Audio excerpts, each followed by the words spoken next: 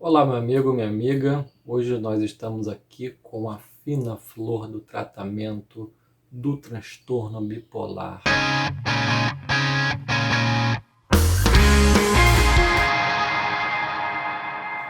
Estou me referindo ao lítio. Então, o lítio é o que há para o tratamento do transtorno bipolar. É uma droga maravilhosa. O grande problema são os efeitos colaterais, como a gente vai ver. E por que eu estou dizendo que o lítio é uma droga maravilhosa? Não sei. Bom, a gente vai ver na terapêutica do transtorno bipolar que existem três fases de tratamento. Existe a fase de mania aguda, existe a fase de depressão e existe a fase de profilaxia. Ou seja, uma vez que o indivíduo atingiu a eutimia e não está mais maníaco e nem depressivo, você deve manter uma profilaxia ad eterno. E a única droga existente até hoje, que foi descoberta lá na década de 50, é o carbonato de lítio, que vai agir nas três fases. Então nós teremos um tratamento diferente para a mania aguda, um tratamento diferente para a depressão bipolar e um tratamento diferente para a profilaxia. O lítio é o único remédio disponível a agir nas três fases. Uma parte boa dessa história é que é uma droga barata e que tem disponível no SUS. Beleza? Então vamos começar. O lítio é uma droga, é um cátion monovalente, é o elemento sólido mais leve da tabela periódica, né? Então é uma medicação que foi descoberta casualmente lá em 1949. Um australiano chamado John Cage viu efeitos calmantes sobre animais e resolveu testar em pacientes maníacos e viu uma melhora dramática. A melhora do lítio é dramática no transtorno bipolar. Muito bem, então o mecanismo de ação do lítio ele é desconhecido ainda. Existem várias hipóteses, a depressão de inositol, coisas que a gente não vai fosforelar aqui, o nosso curso é muito mais clínico do que teórico. Agora, o mecanismo de ação ele ainda é desconhecido, assim como a própria fisiopatologia do transtorno bipolar. Nós vamos fosforelar aqui nos motivos, nos receptores, aonde o lítio age. Vamos só saber que o lítio é uma droga muito efetiva para o transtorno bipolar. Além do transtorno bipolar, Eric, existem outras indicações. Olha, eu na minha prática clínica, eu uso basicamente em três indicações. No transtorno bipolar, em primeiro lugar. Uma outra indicação que eu acho muito interessante é na depressão refratária, quando você atingiu lá um nível de resposta com antidepressivo parcial, que não está muito satisfatório, você já aumentou a dose lá na dose teto, e aí você pode usar drogas para potencializar. O lítio é realmente muito bom nesse sentido. Isso eu estou falando de depressão unipolar, tá? E aí, a primeira vez que eu li o STAR*D, eu fiquei, eu falei assim, porra, esses caras estão de sacanagem. É uma brincadeira de mau gosto comparar a potencialização do lítio com a buspirona. É uma brincadeira de mau gosto. E quando você vai ver a metodologia do estudo, muitos pacientes não foi dosada litemia, ou então não foram acompanhados, não foi feito da maneira mais correta. Na nossa prática clínica, você vai ver que o lítio é muito melhor como potencializador do que a buspirona, tá certo? Então o lítio é uma droga maneira para potencializar um esquema antidepressivo. Também veremos na aula de tratamento para depressão. Muito bem, Eric. E uma outra indicação, me fala aí. O lítio é a única droga que tem alguma eficácia comprovada para ideação suicida, independente do diagnóstico. Tá legal? Então essas são as três indicações mais interessantes. Existem outras, como por exemplo, controle de comportamento violento, controle de autoagressividade em casos de retardo mental, aqueles pacientes que batem a cabeça na parede. Tudo isso são indicações um pouco mais relativas, né? Porque o lítio é uma droga bastante tóxica. Então a gente tem que reservar ela para momentos de indicação bem precisa. Tá bom, pessoal? Em quanto tempo o lítio vai começar a agir num paciente maníaco? Então, os livros dizem, a literatura diz que o lítio é mais interessante, ele é mais eficaz para mania do que para depressão e para profilaxia. Bom, e quando que o lítio começa a fazer efeito? Quanto tempo ele demora para fazer efeito? Então, o lítio começa a fazer efeito, você começa a ver alguma melhora em 10 a 14 dias, é quando ele começa a fazer efeito, e o efeito dele você vai ver mais ou menos na quarta, quinta, sexta semana do início da terapia. Então, os efeitos antimaníacos, eles aparecem em torno da quinta semana. Tá legal, pessoal? E aí vamos entender uma coisa. Lá na aula de transtorno bipolar, a gente dividiu a mania em mania eufórica e mania disfórica. A mania eufórica é aquela onde o sujeito está grandioso, está feliz da vida, está achando que tem todas as coberturas, que tem todas as mulheres do mundo. Essa é a mania eufórica. Eu sou o rei, eu sou o máximo.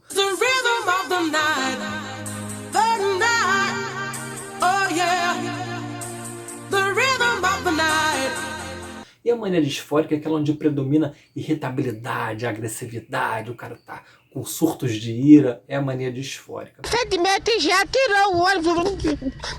O lítio, ele é melhor, em teoria, para a mania eufórica do que para a mania disfórica. E vamos lembrar que a mania eufórica é mais típica, é mais certo você acertar o transtorno do bipolar numa mania eufórica do que com sintomas de disforia. Uma outra indicação importante é a ciclotimia. Então, na aula de ciclotimia, a gente vai ver que são oscilações do humor muito mais frequentes do que no próprio transtorno bipolar do tipo 1 ou do tipo 2, né? Então, a ciclotimia é a oscilação de episódios de hipomania com depressão leve. Essa é a ciclotimia. E o lítio tem a sua indicação também aí. E quais são as apresentações que a gente tem do lítio? Bom, a gente tem, no Brasil pelo menos, né? A gente tem o carbolítio, da Eurofarma, e o Carlite. E aí você tem as apresentações de liberação imediata de 300 miligramas e as apresentações de liberação tardia de 450 miligramas. Então o pico da droga no nível sérico vai ocorrer em torno de 2 horas após a ingestão da medicação de liberação imediata e após 4 horas e meia, 5 horas da ingestão da medicação de liberação mais tardia. A meia-vida do lítio é uma meia-vida de 24 horas, o que permite uma posologia em dose única. Tá brincando? Aí você fala assim, pô, Eric, eu vejo alguns colegas passando lítio 3 vezes ao dia. O principal efeito colateral do lítio é toxicidade renal. Quando você faz o lítio todo dado em dose única, você tem mais nefroprotetor, é melhor para o rim que seja dado todo em dose única. Agora, para outros tipos de efeito colateral que a gente vai ver, tremor, náusea, etc., é mais interessante que você faça o lítio fracionado ou o lítio de liberação longa também, né? Então tem muitos colegas, né, que preferem fracionar, fazer de 8 em 8 horas, né, a dosagem do lítio. Então o lítio é uma droga que a gente diz que tem baixo índice terapêutico. Isso cai muito em prova, inclusive. O que significa esse conceito farmacológico? Que o nível terapêutico é muito próximo do nível tóxico. Então você não pode jamais permitir que essa dose ultrapasse um nível sérico de 1,5. Eric, como é que é isso? Depende do peso, do sexo, alguma coisa? Não. Você tem pacientes, às vezes, magrinhos, senhoras, que você faz 5 comprimidos de lítio, 1.500 miligramas por dia, e ele fica ali com a litemia de 0,9. Ao passo que eu já vi pessoas intoxicarem com 2 comprimidos de 300, com 600 miligramas. Então, é muito particular essa resposta. A partir de 600 miligramas, você vai esperar 5 dias e vai avaliando a litemia com muita calma. Tá? Você vai subir devagar. É uma droga tóxica, você tem que ter muito cuidado nesse sentido. Bom, um detalhe importante é que o lítio é uma droga hidrofílica, ou seja, se distribui livremente, sem se ligar a proteínas plasmáticas, se distribui livremente pelo sangue. Então, em pacientes idosos que você tem um volume de água corporal menor e uma função renal também um pouquinho inferior ao do jovem, você pode ter intoxicação pelo lítio se você vai mantendo a mesma dose. né? Perigo! Então esses pacientes mais idosos normalmente eles necessitam de doses menores. Então você tem que ir acompanhando a litemia do cara, pelo menos, uma vez estabilizada, pelo menos a cada 6 meses, tá? Pessoal, o lítio tem uma excreção predominantemente renal. 95% do lítio é metabolizado no rim. E o lítio é reabsorvido no túbulo contorcido proximal, em competição com o sódio. Eric, por que isso é importante? Porque condições que cursem com depressão de sódio, ou seja, no cirrótico, se você tiver uma hiponatremia, insuficiência cardíaca descompensada, você vai ter uma afinidade maior de puxar o lítio, porque ele quer puxar o sódio compete com o lítio, e você pode aumentar, assim, a sua litemia nesses estados. Então pode haver o quê? Em estados de desidratação. Pode haver intoxicação. Aqui no Brasil é razoavelmente comum. Qual é a maior causa de intoxicação pelo lítio? Não é a overdose da pessoa que quer se matar, não. É desidratação. Porque aqui é um país muito quente. Aí chega no verão, as pessoas não se hidratam. E aí o que acontece? O corpo fica sedento pelo sódio para absorver água, puxa lítio junto, faz uma intoxicação pelo lítio. Tá? Érico, olha só, tem drogas, a hidroclorotiazida, os anti-inflamatórios não esteroidais, os IECA, inibidores da enzima conversora de angiotensina, essas medicações, elas também fazem esse mecanismo no túbulo contorcido proximal. Pois é, então cuidado quando você associar esse tipo de medicação, sobretudo a hidroclorotiazida. Quando você, porque a hidroclorotiazida ela vai ter um efeito contrário lá no distal, mas aqui no proximal ela vai fazer avidez pelo sódio. Então, quando você faz hidroclorotiazida para um paciente, os níveis de lítio podem subir de 30% a 50%. Muito cuidado quando você associar, você que é médico de família, um paciente que faz lá o lítio por ter um transtorno bipolar que costuma abrir cedo, depois quando ele abriu hipertensão, você tem que ter muito cuidado com essa associação. Tem que monitorar essa litemia de perto. Bem, meus amigos, então agora vamos observar esta célula. Vamos imaginar que é um tireócito. Você está vendo essa partezinha lilás? Então vamos imaginar que isso aqui é o receptor do TSH no tireócito, na membrana. Tá? Então o receptor de TSH, o amarelo é o TSH. O cinzinho ali é a adenilado ciclase, ou adenilciclase. Tá? O que o lítio faz? O lítio é um inibidor da adenilciclase. Então o que vai acontecer em muitos pacientes? Quando começa a terapêutica com lítio, ele faz essa inibição e aí o TSH, quando se liga ao tireócito, o TSH não é capaz de estimular a produção hormonal. Então rola um hipotiroidismo, sobretudo, muitas vezes um aumento isolado de TSH, não precisa se assustar com isso. Na grande maioria dos casos, esse TSH vai se ajustar e a função tiroidiana fica legal. Beleza, mas em uma minoria dos casos, em torno de 3% dos casos, pode haver o quê? Hipotiroidismo induzido pelo lítio. Então, o lítio pode fazer tanto hipotiroidismo quanto hipertiroidismo também, tá, pessoal? Mas é muito menos comum que o lítio induza a hipertiroidismo. Via de regra, ele vai induzir a um hipotiroidismo, podendo causar, inclusive, bócio. Agora, imaginem esse mesmo mecanismo de ação no rim. Imaginem no rim o ADH tentando se ligar e sem conseguir funcionar. Então, é a mesma coisa que acontece com álcool. Quando você toma álcool, você inibe a produção de ADH, não é verdade? Como é que você fica? Urinando a noite inteira, não é isso? Ai, mamãezinha, eu não aguento mais. Aqui no lítio você tem poliúria em 50% a 70% dos casos. O cara fica mijando, que é uma maravilha. E aí eu já tive alguns pacientes que tiveram problema com a vontade de urinar no meio da madrugada. O que eu fiz com esse paciente?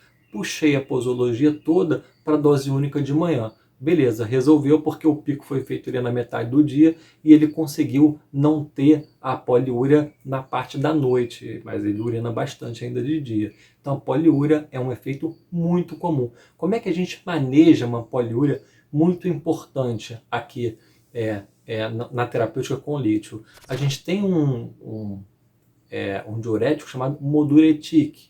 Então a amilorida é um diurético que paradoxalmente nessa poliúria induzida pelo lítio, ele diminui, ele resolve a poliúria induzida pelo lítio. O que acontece é que esse Moduretic, a gente não tem amilorida pura aqui no Brasil. O Moduretic é uma associação da amilorida com a hidroclorotiazida. não tem problema. Você pode fazer uma diurética para resolver esse sintoma da poliúria. E aí, galera, ainda nessa pegada do ADH, existe uma possibilidade da poliúria ser tão intensa de modo a fazer um débito urinário superior a 3 litros por dia. E qual é a característica, qual é o nome desse quadro? Diabetes insípidos nefrogênico. A terapêutica com lítio é a principal causa de diabetes insípidos nefrogênico. Vamos lembrar que existe o central, que é uma causa lá no sistema nervoso central, no cérebro, né? E a gente está falando do foco renal. Bom, agora, Eric, o lítio ele é indicado para todo tipo de pessoa? Bom, os livros dizem o seguinte: existem alguns indicadores de má resposta ao lítio. Quais são eles? Primeiro, a ciclagem rápida. Então a gente vai ver que no curso do transtorno bipolar existe a possibilidade de ciclagem rápida, ou seja, o cara que faz mania e depressão, muitas vezes, pelo menos 4 vezes ao ano, ele faz 4 quadros diferentes, né? E aí o lítio não é tão interessante para a ciclagem rápida, seria mais interessante teoricamente o valproato e a carbamazepina. E eu particularmente tenho bons resultados sim com o lítio na ciclagem rápida. Outra coisa que o lítio não é tão interessante do ponto de vista da literatura são os sintomas disfóricos. A mania disfórica, teoricamente, pode responder melhor ao ácido valproico e a carbamazepina. Particularmente também gosto do lítio para sintomas disfóricos. Um outro indicativo de má resposta ao lítio é o transtorno bipolar de origem orgânica, ou seja, às vezes você tem um paciente que faz um AVE, né? Eu tive um paciente que era um educador físico, um cara enorme, de forte, fez um AVE hemorrágico e aí desenvolveu um transtorno bipolar a partir disso. Como é que se chama isso? Transtorno bipolar de origem orgânica, né? Não é aquele que surge porque surge, é um que surge a partir de algum dano estrutural cerebral. Tive outro paciente que na Avenida das Américas, a 120 por hora, estourou o cuco, fez uma lesão de Lefort 3 e a partir daquele TCE gravíssimo, ele desenvolveu um transtorno bipolar. Outro paciente também, transtorno bipolar de origem orgânica. Teoricamente, a origem orgânica é mais favorável à resposta ao ácido valproico do que ao carbonato de lítio. Mais uma vez, tem boas respostas com o carbonato de lítio, mesmo em etiologias orgânicas, tá, pessoal? E, por fim, a ausência de história familiar. É um quarto fator de má resposta ao lítio, provavelmente por algum erro diagnóstico, né? Porque a história familiar fala muito a favor de você acertar o diagnóstico. Mas, enfim, a ausência de história familiar é um dos fatores de má resposta ao lítio, tá? Então, uma coisa muito importante, uma coisa fundamental é o seguinte: Eric, posso começar o lítio para todo mundo? Então, tem gente que tem muito medo de fazer lítio. Então, muita calma nessa hora. Nem medo em excesso e nem também ficar destemido, nem tanto ao mar, nem tanto à terra. O que a gente vai fazer? A gente precisa ter uns exames antes. Quais são? Primeiro você vai fazer um hemograma. Por que hemograma, Eric? Porque o lítio pode causar uma leucocitose benigna, né? Então, muitas vezes, a maior parte dos meus pacientes tem lá 11 mil, 12 mil de leucócito. Tudo bem, uma leucocitose benigna, acontece. Você não precisa se preocupar, não tem um significado clínico importante.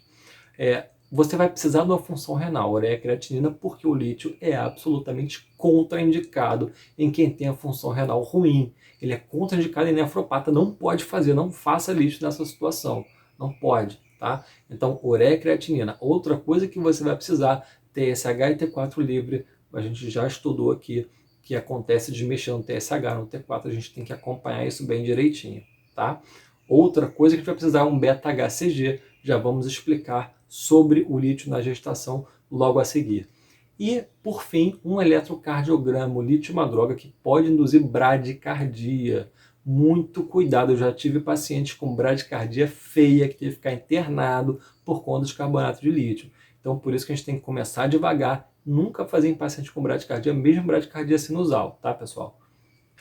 Bom, e aí como é que a gente vai fazer isso então? Já explicamos, né? A gente vai a cada 5 dias, omitindo a dose noturna, se ele fizer a dose noturna, porque tem que ter pelo menos um espaço de 12 horas da última dose até colher o exame, a gente vai avaliando a litemia. Lembrando que o lítio sérico é indetectável. Se eu for dosar agora o meu lítio, não vai dar nada, é indetectável.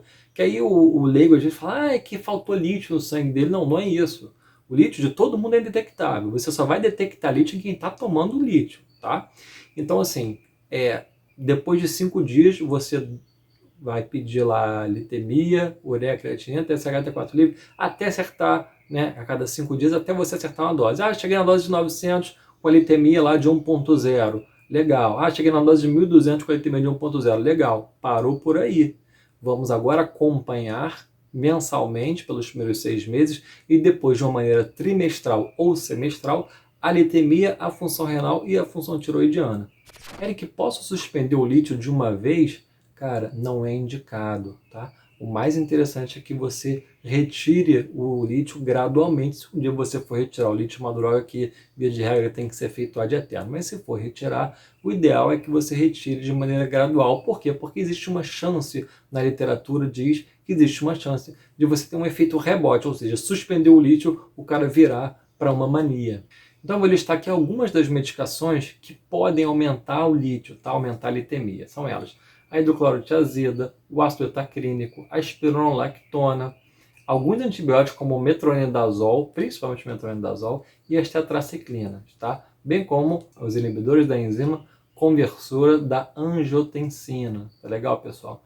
E algumas situações podem diminuir o nível sérico de lítio, como a acetazolamida, a teofilina, a própria cafeína, que tem um efeito bem discreto, e alguns dos diuréticos osmóticos. Eric, vamos falar um pouco mais dos efeitos colaterais. Você falou dos graves, que são principalmente a parte da nefrotoxicidade, né? Isso eu já entendi. O que mais que o lítio me traz de efeito colateral? Bom, tem um efeito muito desagradável, que é extremamente comum, que é a náusea.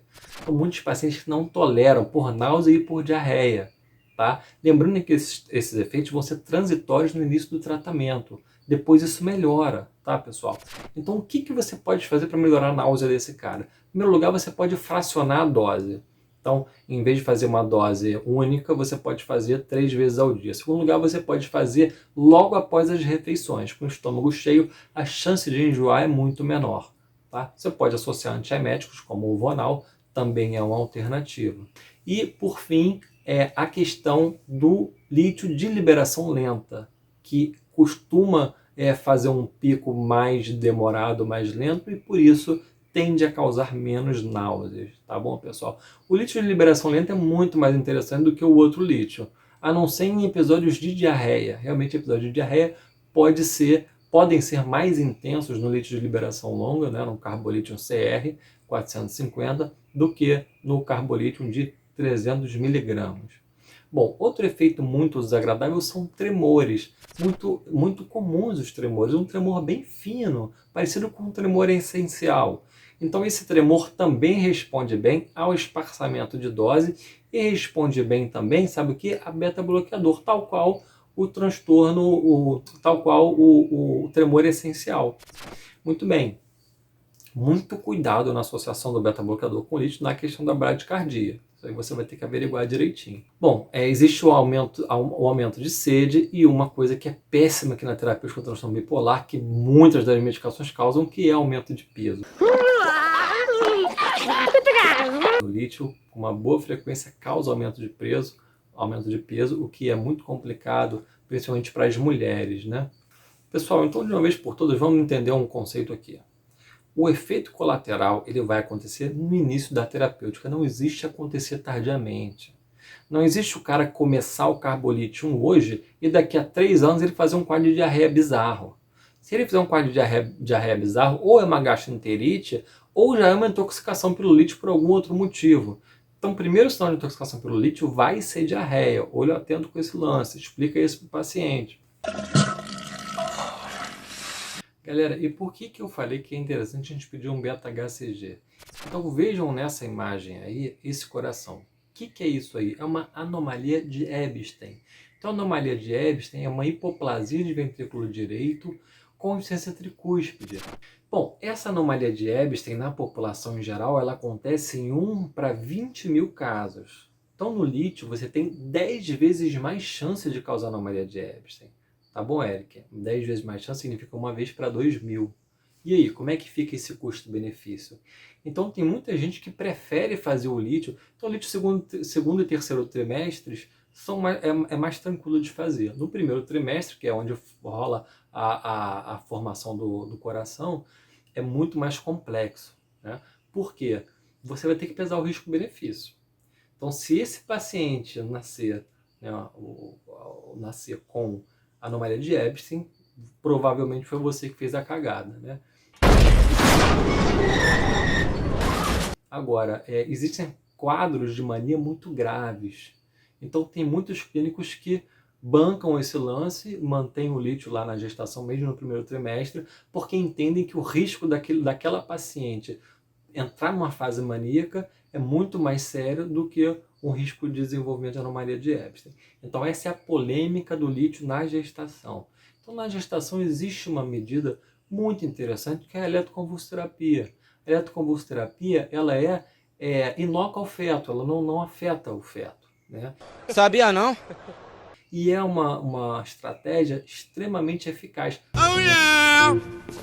tanto para mania quanto para depressão, e às vezes até para profilaxia, né? Tem pacientes que fazem ECT mensalmente, pacientes que são refratários à terapêutica medicamentosa, que fazem eletroconvulsoterapia mensalmente como uma forma de profilaxia para os eventos maníacos ou os eventos depressivos em casos de maior gravidade. Bom, na amamentação, o lítio é completamente contraindicado. Beleza, Eric, e aí você me falou aquele lance lá do rim, agora é o seguinte: meu paciente toma lítio e agora aumentou a escória nitrogenada. O que eu faço? Primeira coisa que você tem que fazer é excluir intoxicação. Então vai ver se é um quadro de desidratação, se esse cara começou recentemente uma hidroclorotiazida. Eric, olha só, não tem intoxicação, a litemia tá boa, tá? Deu só uma subidinha discreta e a escória nitrogenada tá lá em cima.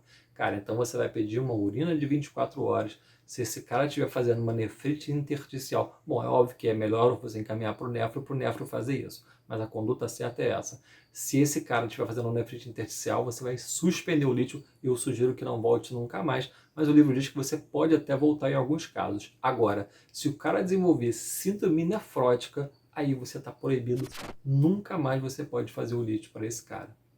Um outro efeito colateral razoavelmente comum é o edema de extremidades e edema de rosto. Então, esse edema, ele não faça furosemida, eu vejo muito isso acontecer, eu via muito isso nos hospitais psiquiátricos. O cara com edema, né, e aí você afastava o edema cardiogênico, as outras causas de edema, muito provavelmente um edema pelo lítio, aí o colega chegava e metia furosemida, metia Lasix. Cara, tá errado, o que você tem que fazer aqui é espironolactona.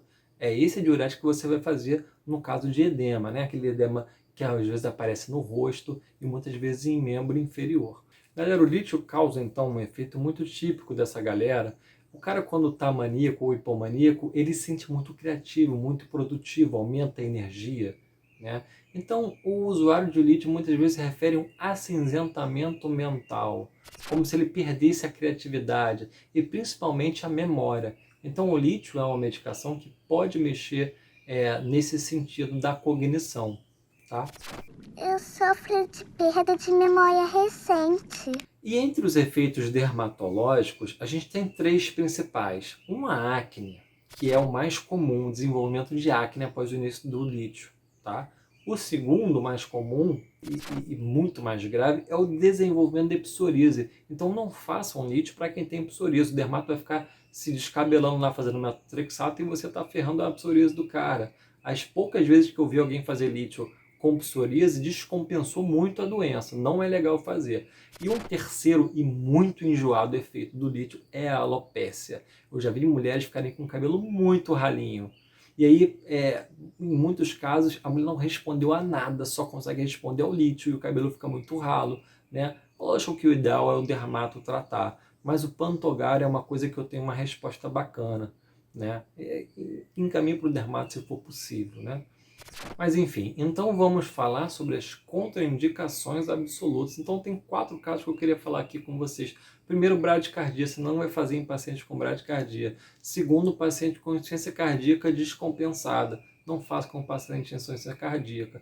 Terceiro, obviamente, insuficiência renal. E o quarto, pacientes com outros quadros de arritmia, que não a bradicardia sinusal, mas algumas arritmias ventriculares, pessoal. E as contraindicações relativas, que não são absolutas, a gravidez, como a gente viu, que pode causar anomalia de Epstein, e o hipotiroidismo. Então, o hipotiroidismo você vai pesar um custo-benefício, né? muitas vezes o cara vai repor lá, fazer um puran e está tudo resolvido. Então o hipotireoidismo não é uma contraindicação absoluta. Eric, você está me falando que o lítio é uma droga muito tóxica e muito letal. Então, quais são os sinais de toxicidade? O que você pode me dizer? Como é que eu posso suspeitar que meu paciente está desenvolvendo um quadro de toxicidade? Vamos lá. Em primeiro lugar, surgem os sintomas gastrointestinais, como náusea e diarreia. Sobretudo a diarreia é muito marcante, tá, pessoal? Em segundo lugar, começam a subir as escórias nitrogenadas. Então, aumento de ureia, aumento de creatinina, e aí começa a rolar uma irritabilidade neuromuscular, ataxia, pode evoluir com disartria. Aí o tremor que antes era fino ou inexistente passa a se tornar um tremor grosseiro. E aí você pensa, ferrou, papai do céu tá chamando, esse cara tá afundando. E aí ele pode entrar em delírio, em coma, e aí é um abraço, tá, pessoal? Então o que a gente vai fazer para tratar esse cara? Bom, você vai dosar a litemia. Se ele tiver uma síndrome grave, nem pense 2 vezes, manda pro nefro, pede pro cara dialisar, na hora, na emergência. Vai pra emergência agora dialisar, tá? Uma síndrome clínica grave dessas, tem que dialisar. Ah, o cara tá com uma litemia lá de 2,3 e tá sem sintoma nenhum. Cara, manda para emergência para fazer reposição intravenosa de solução salina. Pode ser 200 ml hora até que essa litemia baixe, tá? E aí, se esse cara tiver com uma litemia acima de 3, aí você já tem uma indicação formal de hemodiálise, porque acima de 3 provavelmente ele vai ter sintomas típicos de uma intoxicação grave. Eric, e o lítio pode causar sequela? Cara, pode causar sequela, né? A intoxicação pelo lítio pode causar sequela, como a amnésia anterógrada, ou seja, um quadro semelhante a um quadro demencial, e uma coisa chamada ataxia cerebelar permanente, um quadro atáxico por uma neurotoxicidade cerebelar.